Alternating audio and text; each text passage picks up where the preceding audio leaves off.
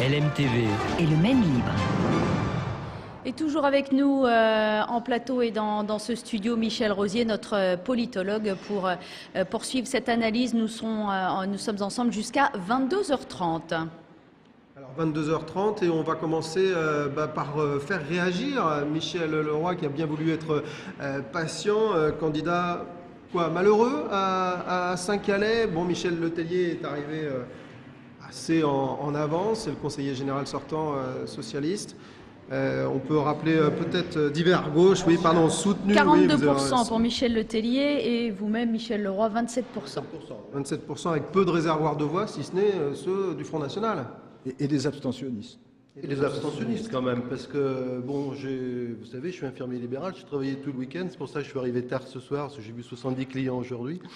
Le Front National, 15%, moi je veux bien, mais je pense que c'est quand même un vote de protestation vis-à-vis de l'ensemble des partis politiques, surtout des partis nationaux, parce que les gens que je croise tous les jours, chez qui j'entre pour les soigner, ce ne sont pas des gens qui sont dans la logique même, dans la réflexion du Front National. Ils sont en protestation contre les partis constitués, c'est ça que vous voulez dire? Ils sont dans la protestation contre les partis constitués et aussi contre une certaine forme d'insécurité qu'on reçoit à travers les médias nationaux.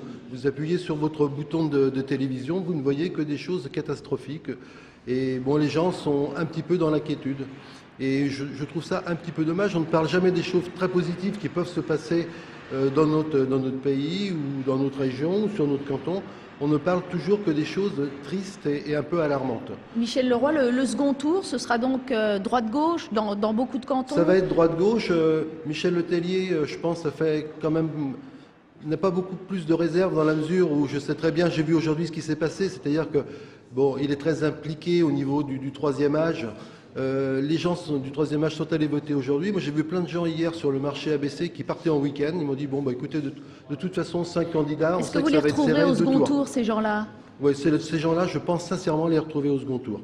Je pense qu'il n'y a pas de souci.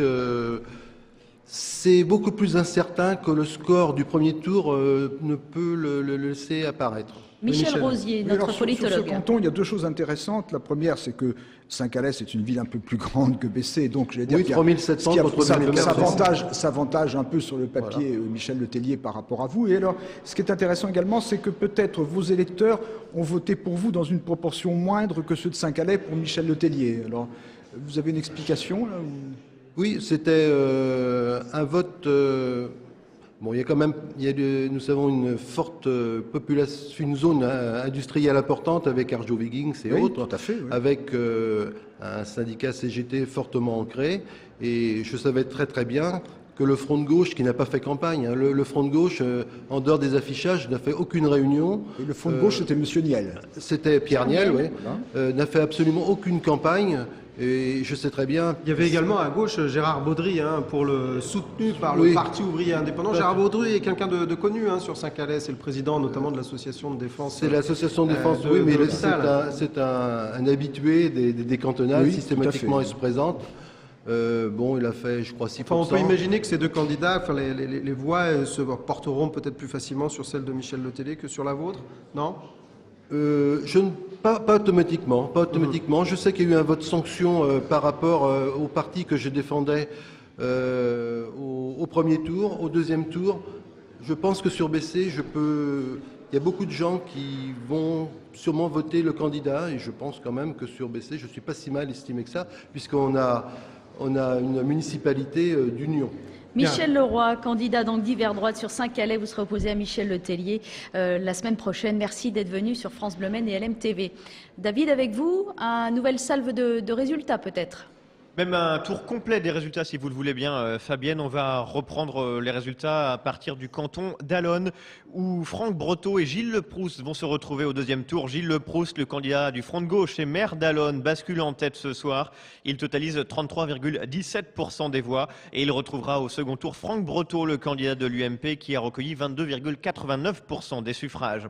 Sur le canton de Beaumont-sur-Sarthe, Jean-Pierre Rossard, le conseiller général sortant et candidat soutenu par le PS, PS, recueille 42,92% des voix. Il est en tête devant François Robin, le candidat UMP, qui a recueilli 28,95% des voix. À la Chartres-sur-le-Loir, Gérard Brault est largement devant. Le candidat Front de Gauche PS Europe Écologie est en ballottage très favorable puisqu'il recueille 49,08% des voix. Il sera tout de même confronté à Galienne Cohu de Lassens au second tour puisqu'elle a recueilli 34,38% des voix. Sur le canton de Conly, c'est très serré. Joël Métainier et Dominique Amiard n'ont que 30 voix d'écart ce soir. Le candidat UMP totalise 36,97% des suffrages, tandis que Dominique Amiard, le candidat PRG-PS, recueille lui 36,23% des voix. Les voix du MoDem et du Front National seront essentielles sur ce canton de Conly, où Pierre Ellier, le conseiller général sortant, ne se représente pas.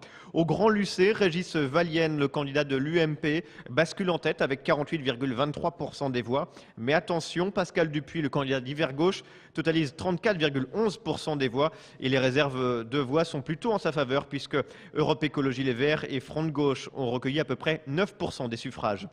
Sur le canton du Lude, un élu, Louis-Jean de Nicolaï, c'est l'un des deux seuls élus ce soir. Louis-Jean de Nicolaï, le conseiller général sortant, recueille 53,41% des voix. Sur le canton de Malicorne, Chantal Albagli vire très largement en tête. La conseillère générale sortante UMP recueille 42,16% des voix, tandis que Jean-Paul Boisard, le candidat PS, 31,79%. Chantal Albagli et Jean-Paul Boisard se retrouveront au second tour dimanche prochain. Jean-Pierre Chauveau à Mamers bascule en tête avec 42,23% des voix.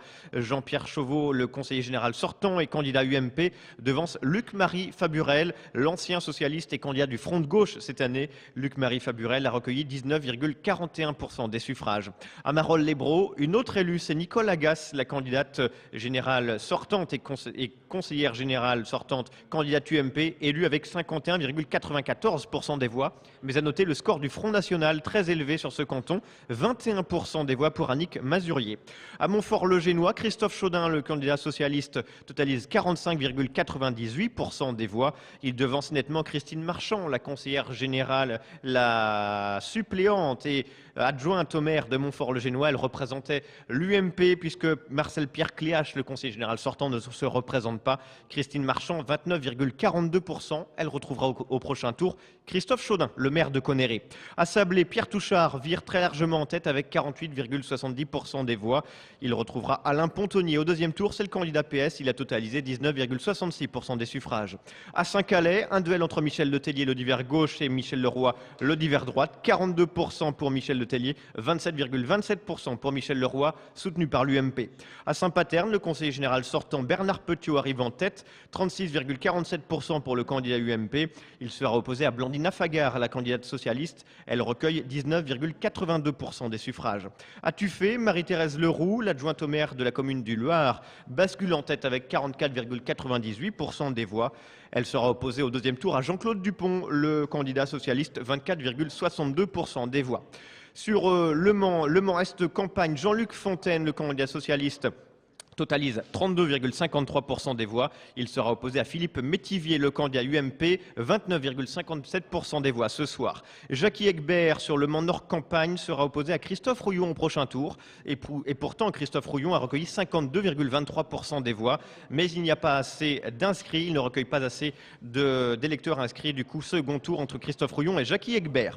Le Mans Nord-Ouest, Christiane El Kaloulou sera opposé à Isabelle Pivron. Christiane El Kaloulou, PS, 39,27% des voix contre 32,76% des voix à la UMP Isabelle Pivron. Et puis sur Le Mans Sud-Est, c'est sans doute l'une des infos ce soir. Christophe Counil, le candidat socialiste, sera opposé au second tour à un candidat Front National, Jean-Denis David, puisque Jean-Denis David, Front National, devance Alain Pigeot. Christophe Counil a bien failli être élu au premier tour avec 54,83% des voix. Juste un mot de conclusion pour vous dire que sur Le Mans Centre, il y aura un second tour entre Véronique Crivron, UMP, et Françoise Dubois. 26% pour la candidate socialiste et 39% pour Véronique Crivron. Merci David de nous avoir donné ces résultats tout au long de la soirée. Alors on l'observe, on va conclure cette émission. Une forte abstention, on en a beaucoup parlé. Un pourcentage assez élevé du vote Front National et on le remarque avec le récapitulatif de David, une prime au sortant malgré tout. Oui, une prime au sortant. Alors je vais, si vous voulez bien, donner 3 chiffres. Si mes comptages sont bons, on a 47 500 voix pour la gauche, 34 000 pour la droite modérée et 11 500 pour le Front National. Alors, la gauche est en fait largement majoritaire, elle avait plus de candidats, 50 contre 42 pour la droite et le centre, et le Front National. Et on a, comme toujours aux élections cantonales, un effet taille des cantons. On sait qu'il faut beaucoup plus de voix pour être élu à Le Mans Nord-Ouest, disons qu'à Marolles-les-Brault. Donc ce qui joue évidemment sur le fait que la gauche est majoritaire en voix, il n'est pas du tout avéré qu'elle soit majoritaire en sièges. Merci Michel Rosier d'avoir participé à cette émission sur LMTV en partenariat avec Le Maine Libre et France Bleu Maine.